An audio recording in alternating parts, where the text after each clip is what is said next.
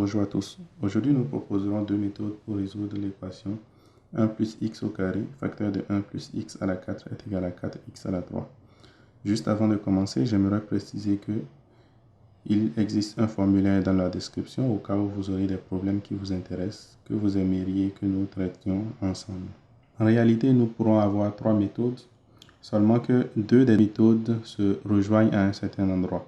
Donc, ce que je vais faire, c'est que je ne vais pas présenter toutes les trois méthodes, je vais présenter deux, puis je vais quand même montrer comment est-ce que les deux autres méthodes auraient pu, par exemple, se rejoindre. Donc, la première méthode consiste à développer complètement notre équation. Si je fais le développement, j'aurai 1 plus x à la 4 plus x à la 2 plus x à la 6 est égal à 4x à la 3. Je ramène tout d'un seul côté de l'égalité. Ceci me permet d'avoir x à la 6 plus x à la 4 moins 4x à la 3 plus x à la 2 plus 1 est égal à 0. Qu'est-ce que je constate ici? Je constate que mon polynôme en fait est symétrique. Parce que si je regarde x à la 6, ça ressemble à 1 ici. X à la 4, ça ressemble à x à la 2. Et j'ai x à la 3 qui est au milieu. Donc, ce que je peux faire, c'est juste de simplifier tout par x à la 3.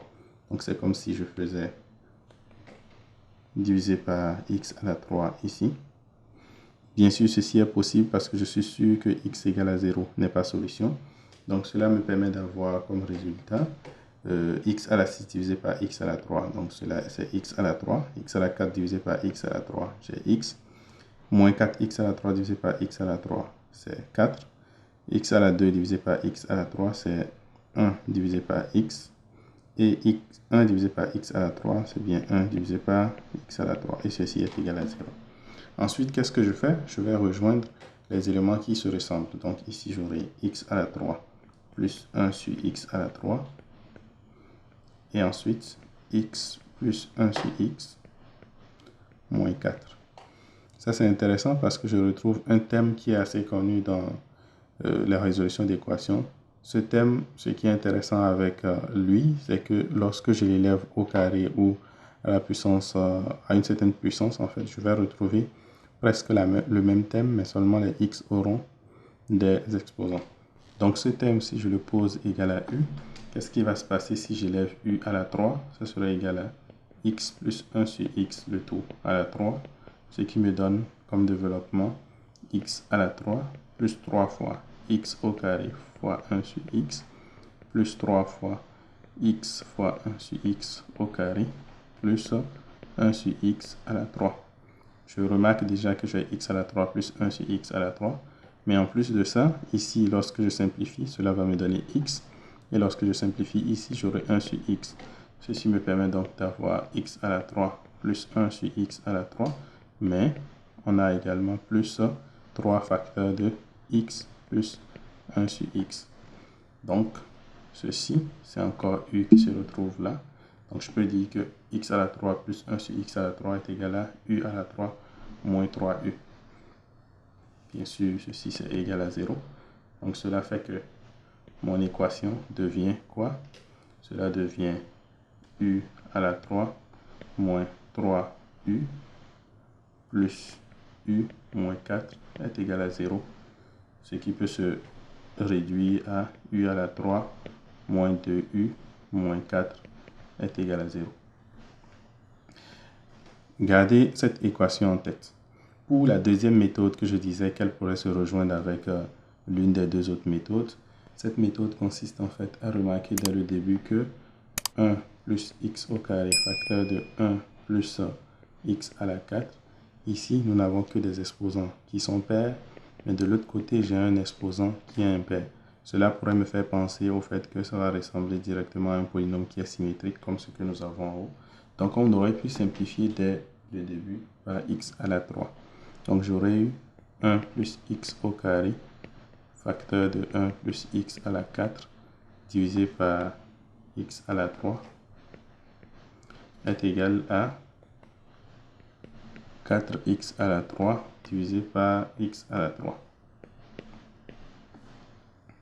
Ensuite, si je décide de distribuer le x à la 3 ici, j'aurais eu 1 sur x au carré divisé par x au carré multiplié par, divisé par x multiplié par 1 plus x à la 4 divisé par x au carré est égal à 4. Et ceci après simplification, c'est égal à quoi? X plus 1 sur x multiplié par x au carré plus 1 sur x au carré qui est égal à 4. Et bien évidemment, si je décide de poser ceci est égal à u, je vais remarquer en fait que u au carré c'est égal à x plus 1 sur x au carré qui est en fait x au carré plus 2x facteur de 1 sur x plus 1 sur x au carré. Donc c'est égal à x au carré plus 1 sur x au carré plus 2. Donc ceci veut dire que c'est égal, cette valeur-là est égale à u au carré moins 2. Donc ici c'est u au carré moins 2. Et par conséquent, cette équation peut être réécrite exactement comme ce que nous avions avant. D'abord j'ai u facteur de u au carré moins 2 est égal à 4, qui après réduction donnera u à la 3 moins 2u qui est égal à 4, ou encore u à la 3 moins 2u moins 4 est égal à 0. Vous remarquez que nous avons exactement la même équation des deux côtés. Donc à partir de là, il suffit simplement de résoudre cette équation. Donc comment est-ce qu'on peut résoudre cela? U à la 3 moins 2u moins 4. On peut remarquer par exemple que c'est comme si 2 peut être solution, parce que j'aurais obtenu ici 2 à la 3 qui fait 8, 2 fois 2 ça fait 4, donc 8 moins 8 vont donner 0, donc 2 est solution. Donc on va chercher en fait à reproduire un polynôme qui ressemble à quelque chose comme ça.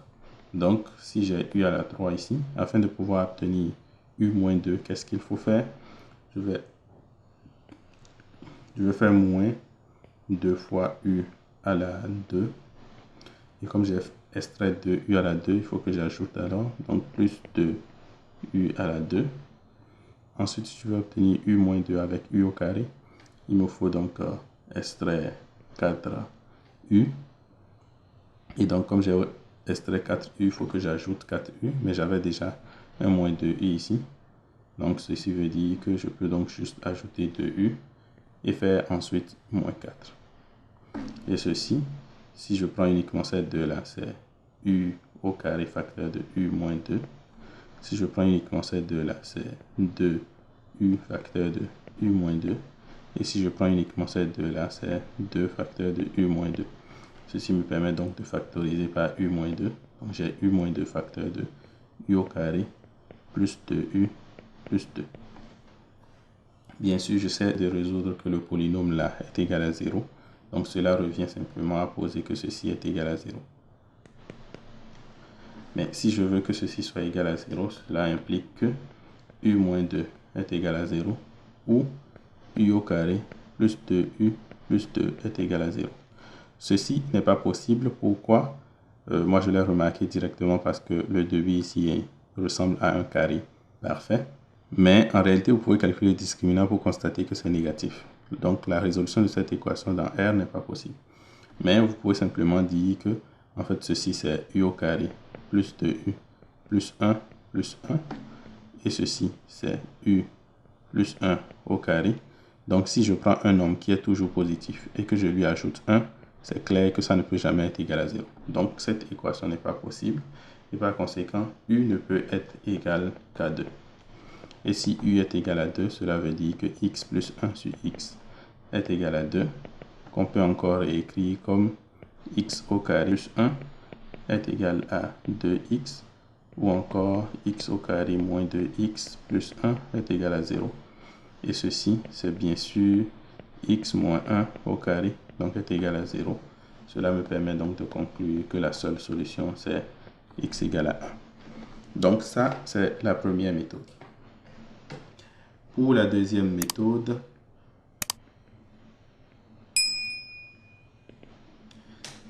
ce que nous ferons, c'est de développer également. Donc j'avais 1 plus x au carré facteur de 1 plus x à la 4 est égal à 4x à la 3. Le développement me donne quoi? D'après ce que j'avais fait là-bas, je ne vais pas le refaire, mais c'était x à la 6 plus x à la 4 moins 4 fois x à la 3 et plus x et ensuite plus 1. Non, pas plus x, mais plus x au carré est égal à 0. Donc ici, j'ai l'impression que je peux directement factoriser. Pourquoi? Parce que je ressens comme s'il y a une possibilité d'avoir des carrés parfaits. Donc, qu'est-ce que je vais faire? C'est que je vais penser à en créer. J'ai x à la 6 ici et moins 4x à la 3. Donc, peut-être que je peux séparer ceci en deux. Donc, j'aurai 1x à la 6. Ensuite, je vais avoir moins 2x à la 3. Donc, pour avoir un carré parfait, je peux juste augmenter plus 1. Donc, ici, on a ceci qui a été pris en compte. Ceci, la moitié a été pris en compte. Et ce 1 qui a été pris en compte. Qu'est-ce qui nous reste? Il nous reste donc x à la 4 qui est ici. Et ensuite, j'ai le x à la 3 qui était là. Donc, moins 2x à la 3. Et j'ai un x au carré qui est là. Donc, ici, comme on l'a dit, c'est égal à quoi? Ici, c'est un x à la 3 au carré. Donc, c'est comme si j'avais a au carré moins 2ab plus b au carré. Donc, ici, c'est x à la 3 moins 1 au carré. Plus, de l'autre côté, je ne sais pas si vous l'avez remarqué, mais lorsque vous factorisez x au carré, vous vous retrouvez avec x au carré, facteur de x au carré moins 2x plus 1. Qui est égal à 0. Et ceci, c'est aussi un carré parfait. Donc, en fait, c'est x moins 1 au carré. Donc, finalement, mon équation devient x à la 3 moins 1 au carré plus x au carré facteur de x moins 1 au carré est égal à 0. Qu'est-ce qui est intéressant avec cette méthode? C'est que nous avons le carré, la somme des carrés de deux nombres qui est égal à 0. Bien sûr, vous savez que le carré de tout nombre est positif.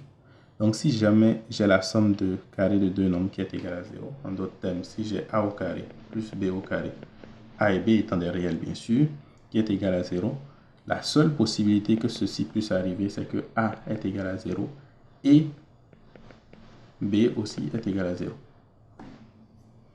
En d'autres termes, cela revient à trouver des valeurs de x qui annulent à la fois x à la 3 moins 1 et x facteur de x moins 1. Donc ici, cela revient à dire quoi?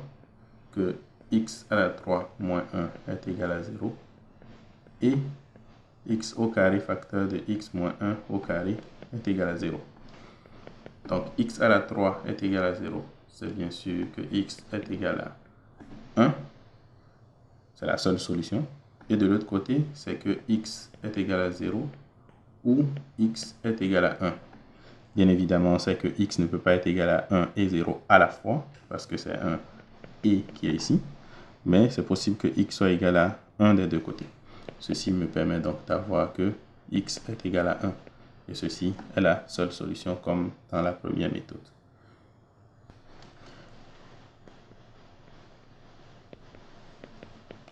Vous aimez calculer les intégrales comme moi? Alors je vous invite à calculer cette intégrale que voici. C'est l'intégrale de la racine carrée de 1 moins x divisé par 1 plus x. Vous pourrez peut-être penser à utiliser un changement de variable trigonométrique ou simplement à utiliser des conjugués qui vont permettre de résoudre cette intégrale.